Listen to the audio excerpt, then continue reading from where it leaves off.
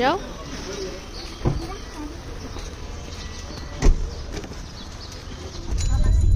শুক্রবার সকালে ঘুম থেকে উঠেই ছুটলাম কেরানীগঞ্জের উদ্দেশ্যে।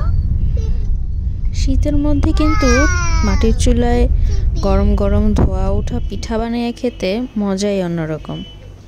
আর ওখানে অলরেডি ঠান্ডা পড়া শুরু হয়ে গেছে। ছোটবেলায় দাদুর বাসায় যেতাম প্রতি শীতে। ওখানে দিদা নানান ধরনের পিঠা বানিয়ে খাওয়াতো। আর এখন মেয়েকে নিয়ে যাই তার দিদার কাছে। মা আর বাবা সবসময় অপেক্ষা করে থাকে কখন যাব। এখন আমার চেয়ে তার নাতনি তাদের বেশি প্রিয়। এদিকে আমাদের সিম্বা রানী এখানে রোদ পোহাচ্ছিল।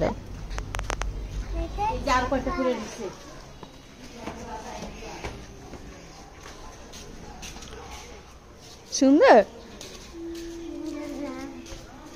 এই যে একটা হয়েছে। এখানে এসে বেশিরভাগ সময় আমরা ছাদেই কাটাই। কি গরম কি শীত। সকালের খাবার থেকে শুরু করে দুপুরের খাবার, সন্ধ্যার চা, এমনকি মাঝে মাঝে রাতের বেলাও আমরা এখানে খাই। সকালে সেদিন মা খিচুড়ি মাংস আর সাথে ডিম ভাজা করেছিল। ঝটপট খেয়ে নিয়েই 1 কাপ গরম গরম ধোয়া ওঠা চা। এমন পরিবেশে আর কি লাগে। ডালিম গাছটা এবার অনেকগুলো ডালিম হয়েছে।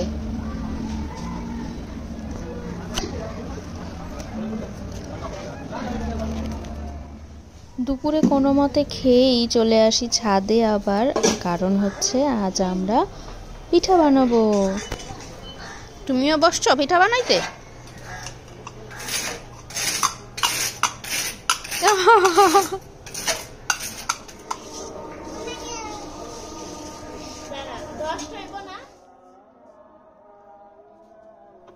বোন ভাপা পিঠার জন্য চালের গুঁড়া তৈরি করা শুরু করে দিয়েছে, কারণ এটা তার ফেভারিট। এদিকে খেজুরের গুড় আমি একাই অর্ধেক শেষ করে দিছি, কারণ এটা অনেক মজা ছিল।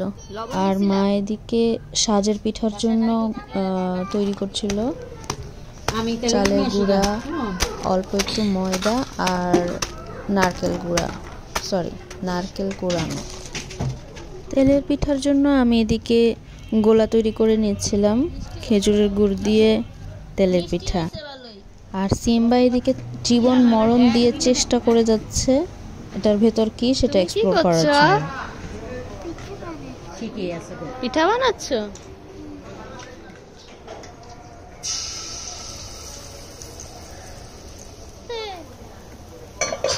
ওই জলদি খোলো।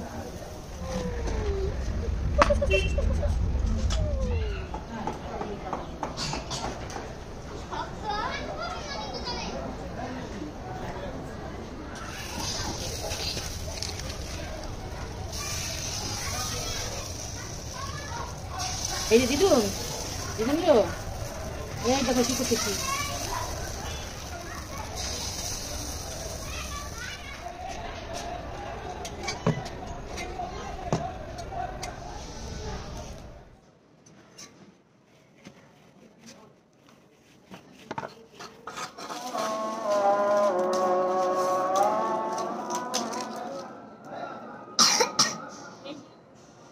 একটু করে কিছু আর একটু দাও।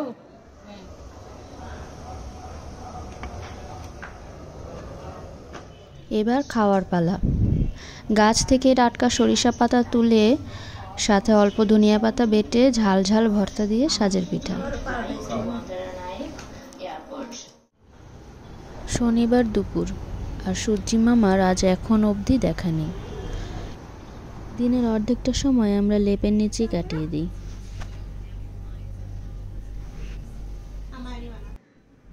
এদিকে আমি বের হই তাদের একটু ডিস্টার্ব করতে।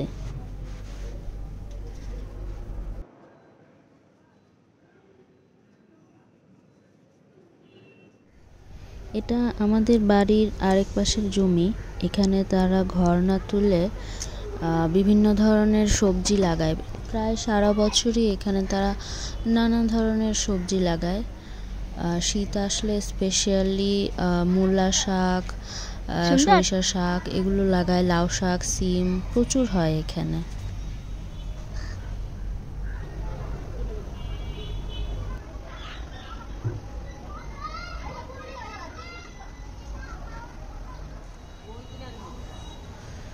গাছটা মরে গেছে কিন্তু তারপরও এর মধ্যে অসংখ্য মরিচ হয়ে আছে, অনেক মরিচ, অনেক ঝাল এগুলো, মরিচ, অনেক মরিচ হয়েছে এখানে।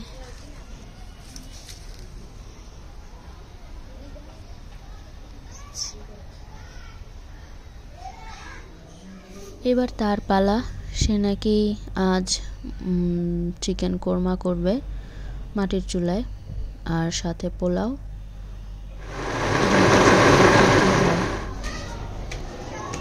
আর ইনি ছাদ ক্রস করে আরেক ছাদে চলে গেছে ওই বাচ্চাদের সাথে খেলবে বলে।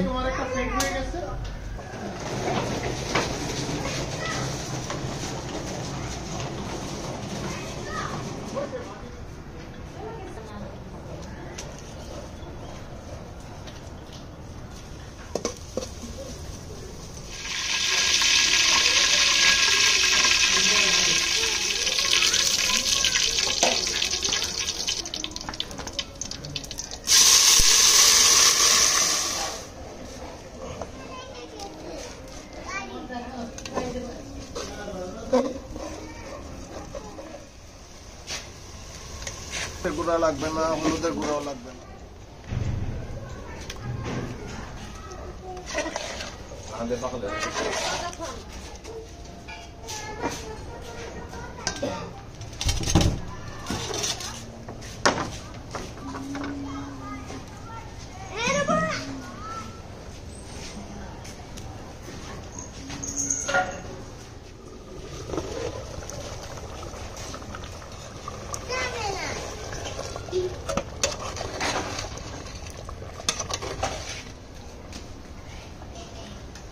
রান্না করছে, একজন বালি নিয়ে খেলতে ব্যস্ত, একজন কি ছবি আপলোড দিবে সেটা নিয়ে কনফিউজড, আর একজন তার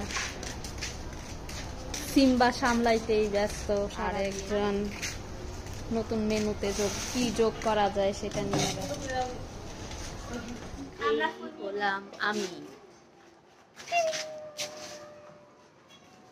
আমরা ফুল নিয়ে ব্যস্ত।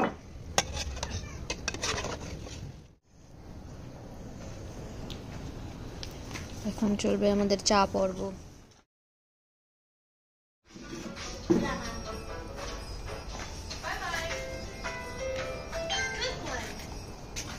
দেখো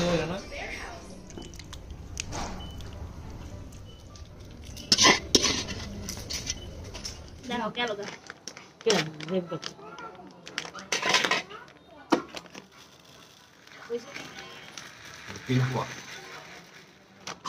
উপরের দাগ পর্যন্ত কি তেল দিছে দিদি।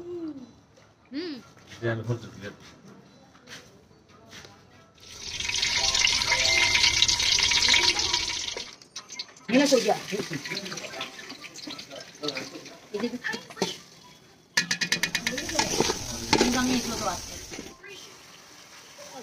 এটা তো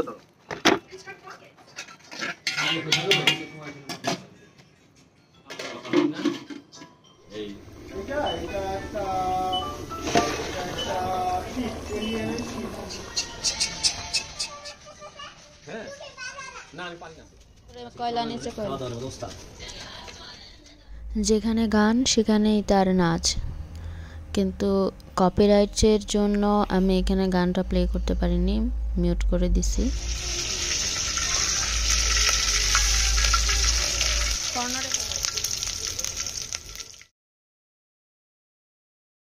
রান্নাবান্না শেষ হয়ে যাওয়ার পর আর বসে থাকতে ভালো লাগছিল না, কারণ সারাদিনই আজ আমরা ঘরে।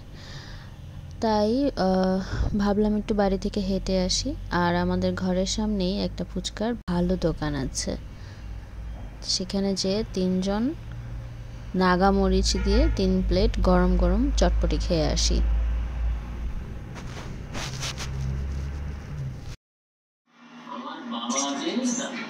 এত কাজ থেকে সোনার দাবি করে বসলাম, শনিবারে তো কেবল সূর্য ওঠেনি, আর আজ একদম চারিদিক কুয়াশায় চাদরে ঢেকে গেছে। আজকের সকালের চিত্র, অনেক কুয়াশা, মুখ থেকে রীতিমতো ধোঁয়া বেরোচ্ছে। কুয়াশা, সামনে দেখা যাচ্ছে না এরকম। কি করো সিম্বা?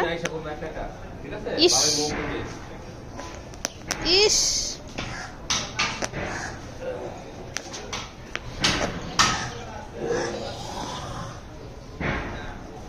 চেয়ারটাকে জাতা করে ফেলছে, এটা কি খাওয়ার জিনিস? এইটা কি খাওয়ার জিনিস? চেয়ারটাতে রোদে তোকে বসায় রাখছে না চেয়ারটাতে? চেয়ারটার 12টা বাজায় দিছিস কেন? হুম, দেখ তো পুরোটা খুলে ফেলছিস।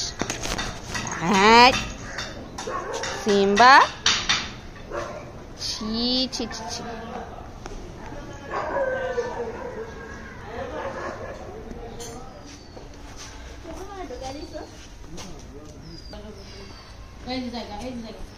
Simba, tata tata.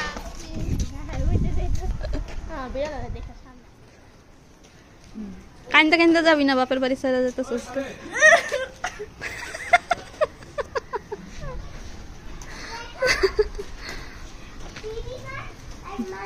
তুমি এখানে বেবি কোট পেলা কোথায়?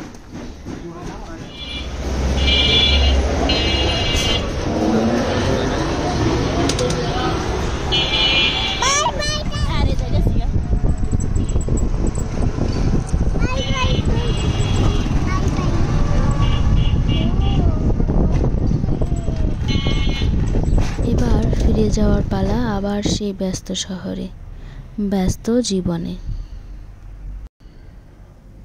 এটা হলো এখানকার বাজার, আর এই বাজারে কোনো এক সময় ছোট্ট আমি বাবার হাত ধরে অনেক এসেছি।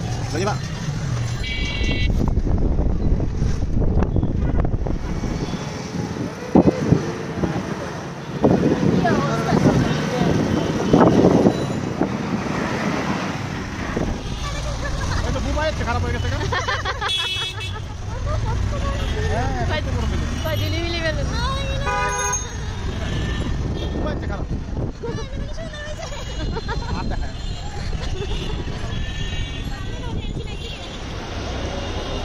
রোজ উপরে দেখো,